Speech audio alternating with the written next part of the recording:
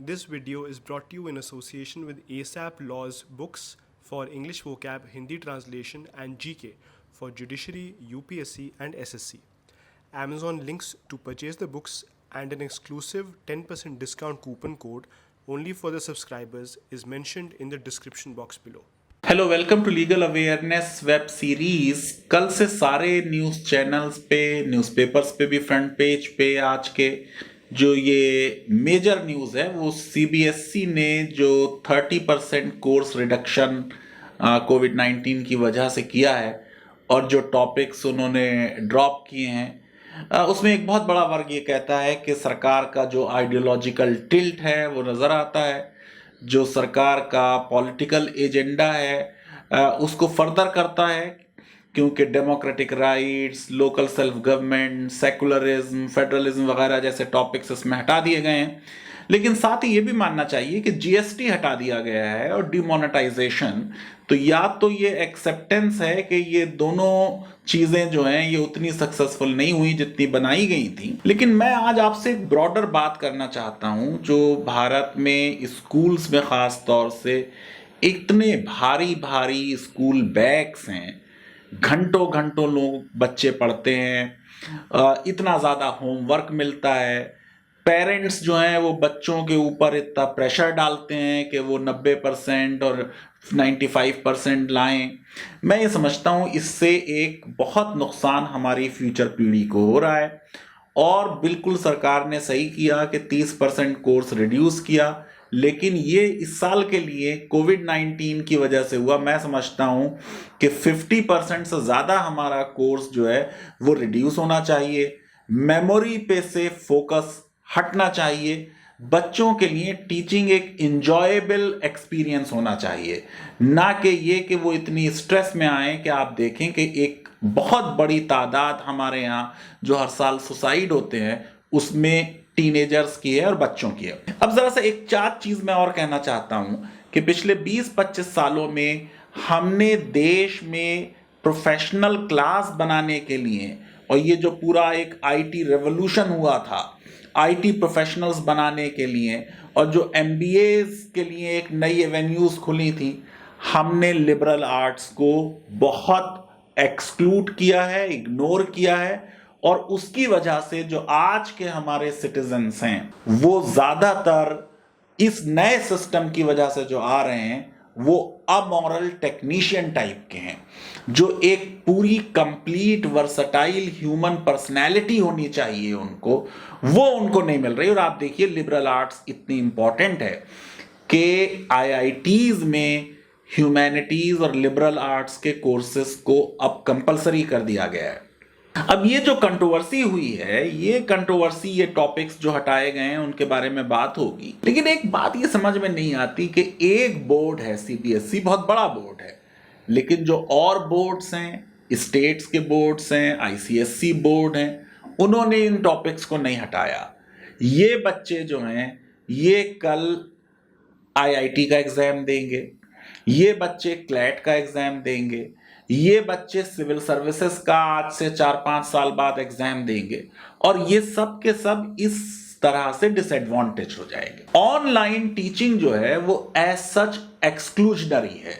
जो हमारे remote areas में बच्चे हैं, जो हमारे छोटे सिटीज में बच्चे हैं, विलेजेस में बच्चे हैं, जहां इलेक्ट्रिसिटी इरेटिक है, इंटरनेट की स्पीड कम है, बहुत से गरीब बच्चे हैं जो डेटा पैक्स अफोर्ड नहीं कर सकते, और पूरी एक स्टेट कश्मीर की पिछले 11 महीने से वहां पे जो इंटरनेट की हालत है वो आपको मालूम है, और सुप्रीम कोर्ट ने भी उसमें जो कदम उठाने चाहिए थे वो नहीं उठाए। आप ये सोचिए कि राइट टू एजुकेशन, जिसको आप आर्टिकल 21 का राइट मान लिया, पूरा उस पर एक 2009 में एक्ट बन गया, अगर सिर्फ ऑनलाइन एजुकेशन है तो ये सारे बच्चे उससे एक्सक्लूडेड हैं। मैं ये समझता हूं कि हमको ये माइंड में रखना चाहिए कि जो हमारे यहां अब राइट टू वोट है वो 18 साल की उम्र पे है, यानी 12th करने के बाद एक 1.5-2 साल के अंदर अंदर उस बच्चे को अपना राइट टू वोट एक्सरसाइज करना है, देश के सबसे बड़े फैसले लेने हैं, और अगर वो बच्चे जो हैं वो डेमोक्रेसी नहीं समझते, सेकुलरिज्म नहीं समझते, सिटीजनशिप नहीं समझते, फेडरलिज्म नहीं समझते, जो हमारे पड़ोसियों से रिश्ते हैं वो नहीं समझते। तो मैं ये समझता हूं कि हम अपने सिटीजन्स को जो इतना बड़ा हमने उनको राइट दिया है, उस राइट को वो सही तरीके से एक्सरसाइज नहीं कर पाएंगे। अब देखिए, इसमें साइंसेज में भी कुछ बहुत बड़े अच्छे टॉपिक्स एक्सक्लूड हो गए।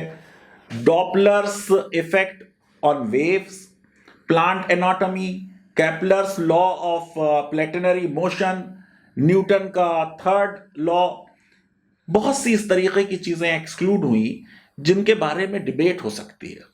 नेशनलिज्म भी एक्सक्लूड किया गया है। अब आप ये देखिए कि सरकार ये कह सकती है कि हम तो एक नेशनलिस्ट गवर्नमेंट है, लेकिन जो नेशनलिज्म वाला चैप्टर था उसमें टैगोर का जो क्रिटिसिज्म था नेशनलिज्म का, वो भी खत्म हो गया, वो भी चला गया। अब क्लास 12 में आने से पहले मैं जरा सा आपको दो चार चीजें और बताता चलूं कि जो ऑब्जेक्टिव्स दिए हुए हैं सीबीएसई की अपनी वेबसाइट पे और जो सैलिएंट फीचर्स दिए हुए हैं उनके बारे में जरा बात कर लें।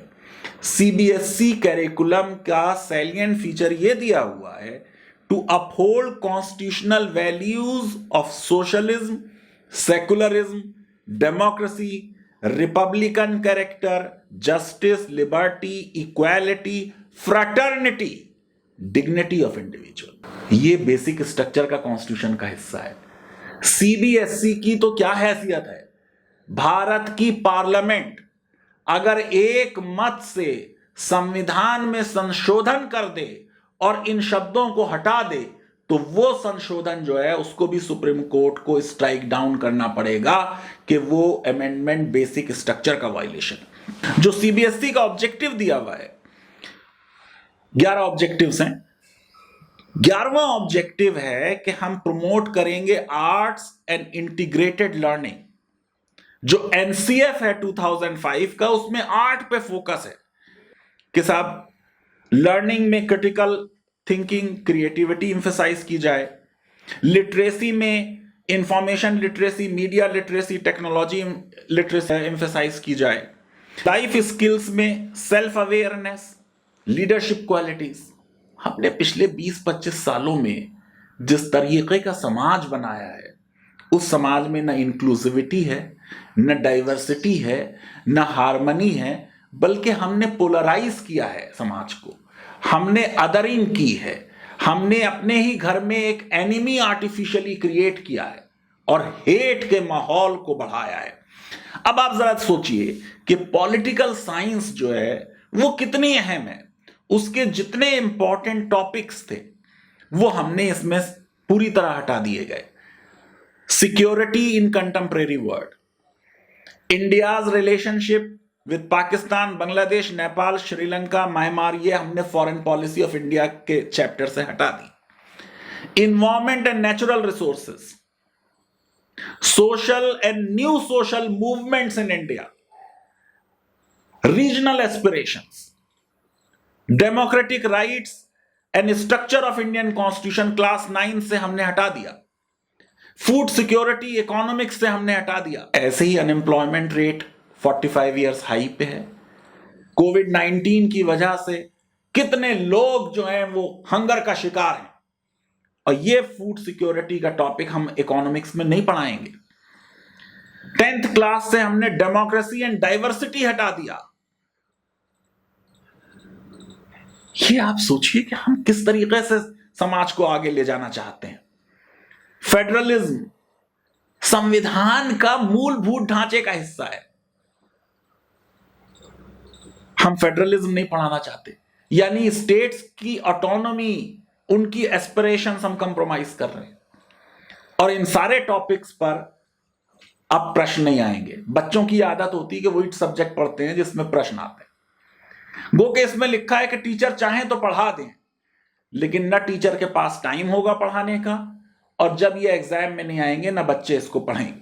अब इसमें मसला ये है कि इस तरह के जब चेंजेस होते हैं, उसको आप अगर कोर्ट में लेके जाएं तो कोर्ट सरकार के साथ जाती है, कोर्ट इस तरह के चेंजेस को जस्टिफाई कर देती है, और फिर सिटीजन के पास क्रिटिसाइज करने के अलावा कोई और मैकेनिज्म नहीं रह जाता। सन 2000 में वाजपेयी जी की सरकार थी, मेजर चेंजेस एनसीईआरटी करिकुलम में किए गए। लिबरल्स ने, सेकुलरिस्ट ने उसको अपोज किया। अरुणा रॉय सुप्रीम कोर्ट गई, 2002 में वो जजमेंट आया, justice M B Shah, justice Dharmadhikari, justice Seema का जजमेंट है। मेन मुद्दा ये उठाया था कि भाई ये जो central advisory board of education है 1935 से, इसको कंसल्ट नहीं किया गया एनसीईआरटी के करिकुलम को चेंज करने में। बहुत बड़ी body, 104 member, 64 ex officio, 32 nominated by government, 8 elected by parliament. States के एजुकेशन मिनिस्टर्स इसमें मेंबर है। सुप्रीम कोर्ट ने यह कहा यह कोई स्टैट्यूटरी बॉडी नहीं है, इससे कंसल्टेशन कोई मैंडेटरी नहीं था। 1994 से तो यह बॉडी बनी ही नहीं। इन सारी चीजों से एक बहुत बड़ी एक्सपर्ट की बॉडी, स्टेक होल्डर्स की बॉडी जो थी वो नहीं हुई। और एनसीईआरटी की ऑटोनॉमी के नाम में, एनसीईआरटी की इंडिपेंडेंस के नाम में, और एनसीईआरटी सीएबी के अंडर में नहीं है, उन्होंने कहा साहब ये जो है कंसल्टेशन जरूरी नहीं था। आप सोचिए क्या बॉडी है। एमएचआरडी मिनिस्टर जो है वो एक्स ऑफिशियो प्रेसिडेंट है, सेक्रेटरी ऑफ एजुकेशन उसमें है, चेयरमैन ऑफ यूजीसी है, 4 वाइस चांसलर हैं, स्टेट के एजुकेशन मिनिस्टर मैंने आपको बताया। फिर ये बात आर्गू की गई कि साहब ये जो आर्गुमेंट लिया गया कि एनसीईआरटी का ये सिलेबस जो उनकी जनरल काउंसिल है उन्होंने अप्रूव किया, ये झूठा है। सुप्रीम कोर्ट ने इसको भी डाइल्यूट कर दिया और सुप्रीम कोर्ट ने यह कहा कि भाई हम आर्टिकल 32 में जब ये रिट पिटीशन को सुन रहे हैं, हमारे लिए इसको देखना बहुत मुश्किल है। और इन एनी केस डेमोक्रेसी का मतलब जो मेजॉरिटी ने कोई चीज कर दी वो कर दी। ये क्वेश्चन उठाया गया कि ये जो नया करिकुलम है इसमें वैल्यू एजुकेशन के नाम पर रिलीजियस एजुकेशन दी जा रही है जो स्टेट के funded educational institutions. Supreme court ने कोठारी कमीशन कोर्ट किया, जो erosion of moral and spiritual values 5 decades में हुआ, जो काइंड ऑफ फेनेटिसिज्म देश में बढ़ रहा है, इलविल है, वायलेंस है, फेटलिज्म है, डिसऑनेस्टी है, करप्शन है, ड्रग अब्यूज है। एसबी चौहान कमेटी जो पार्लियामेंट ने बनाई थी 1996 की, उसे कोट किया। 1986 की एजुकेशन पॉलिसी को कोट किया और यह कहा कि साहब रिलीजियस इंस्ट्रक्शन का मीनिंग नैरो होना चाहिए। Religious education, education on religions दी जा सकती है लेकिन रिलीजियस इंस्ट्रक्शन नहीं दी जाएगी। इसलिए किसी रिलीजन के रिचुअल्स, उनके मैनर्स ऑफ वर्शिप, वो सब बात ना की जाए। आर्टिकल 51A का ड्यूटीज की बात की गई, स्पिरिट ऑफ कॉमन ब्रदरहुड की और हार्मनी की और डाइवर्सिटीज की और एब्ज्योर वायलेंस की, और तमाम रिलीजन्स को कोट किया गया। और यह कहा गया कि ये जो वर्ड रिलीजन है, ये हमारा जो रिलीजन है सनातन धर्म, उसको पूरी तरह ट्रांसलेट नहीं करता। और इसका मतलब है अपहोल्डिंग, सपोर्टिंग, नॉरिशिंग। महाभारत को कोट किया और कहा कि धर्मा जो है वो स्टेबिलिटी ऑफ सोसाइटी के लिए है, dharma is like rule of law. Ashoka को कोट किया गया कि उसकी जो रॉक एडिक्ट्स हैं उसमें विक्ट्री ऑफ धर्मा की बात की गई। और यह कहा गया कि सेकुलरिज्म कोई एंटी गॉड नहीं है, एंटी रिलीजन नहीं है, वैल्यूज एजुकेशन सेकुलरिज्म का वायलेशन नहीं है।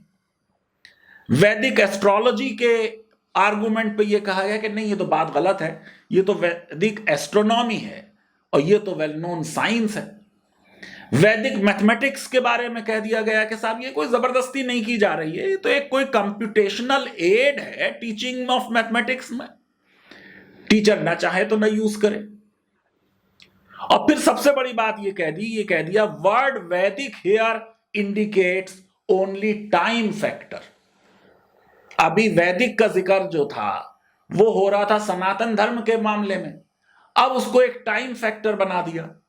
तो इसी तरीके से कुरानिक साइंस भी एक टाइम फैक्टर हो जाएगी। मैं ये समझता हूं कि ये चीजें जो है ये सही बात नहीं है। फिर ये आर्गुमेंट था कि ये जो पूरा कैरिकुलम है जो बच्चों को डिस्टिंग्विश करता है between gifted and otherwise on the basis of spiritual quotient and intelligence quotient, ये गलत है। यूएसए में इंटेलिजेंस कोशिएंट को बैन कर रखा है और पूरी दुनिया में कहीं ये स्पिरिचुअल कोशिएंट जैसी चीज नहीं होती। फिर सुप्रीम कोर्ट ने कह दिया ये आर्टिकल 32 की रिट पिटीशन है, इसमें हम इस मुद्दे में नहीं जा सकते, एक्सपर्ट इसको डिसाइड कर सकते हैं। जस्टिस डीएम धर्माधिकारी ने उनसे एग्री किया, डीएवी कॉलेज का जजमेंट कोट किया और फिर यह कहा कि रिलीजियस इंस्ट्रक्शन और रिलीजियस एजुकेशन जो है वो अलग अलग है। फिर उन्होंने कहा कि सारे धर्म जो हैं वो एक जगह पे रुकते हैं, क्रिश्चियनिटी को कोट किया, gospel of John, no one can come to father but by me, यानी इसका मतलब outside church no salvation. Muslim को कोट किया, इस्लाम धर्म को, there is only one God and his one messenger. यह बिल्कुल फैक्चुअली गलत है। इस्लाम ये नहीं कहता सिर्फ प्रॉफिट मोहम्मद अकेले मैसेंजर है। इस्लाम की ब्यूटी ये रही है कि उसने अर्लियर रिलीजन्स को वैलिडेट किया है, अर्लियर मैसेंजर्स को वैलिडेट किया है। उसमें नाम कुछ मैसेंजर्स के आ गए हैं जो उस रीजन के थे, जिनसे लोग फैमिलियर थे, जिनको कुरान एड्रेस कर रहा था। लेकिन इस्लाम में माना जाता है 1,24,000 मैसेंजर आए हैं और हर कौम में और हर कंट्री में वो मैसेंजर्स आए। हिंदूज की बात की गई कि वो रिवर करते हैं वेदास को as an eternal and absolute truth, और ये बात कही गई कि हर रिलीजन अपने को फाइनल ट्रुथ समझता है, जो सही भी है बात। ये रिलीजन्स में मुद्दा है। रूमी को कोट किया और कहा lamps are different but the light is the same, it comes from beyond. तो रिलीजियस प्लूरलिज्म पे फोकस डाला गया और स्टडी ऑफ रिलीजन्स को जस्टिफाई किया गया।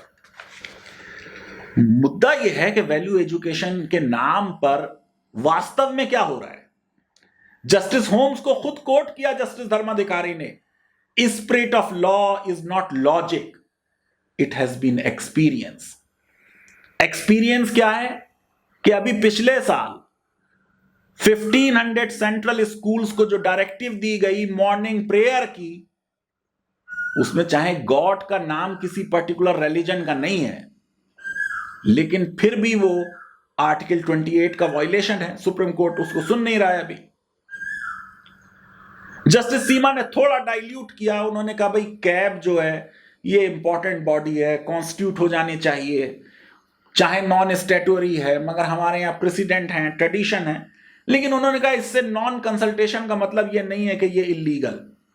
मैं ये समझता हूं कि सरकार का सिलेबस को रिड्यूस करने का इनिशिएटिव अच्छा है, लेकिन ये टेम्परेरी ना हो, परमानेंट हो और ज्यादा सिलेबस 50-60% रिड्यूस किया जाए।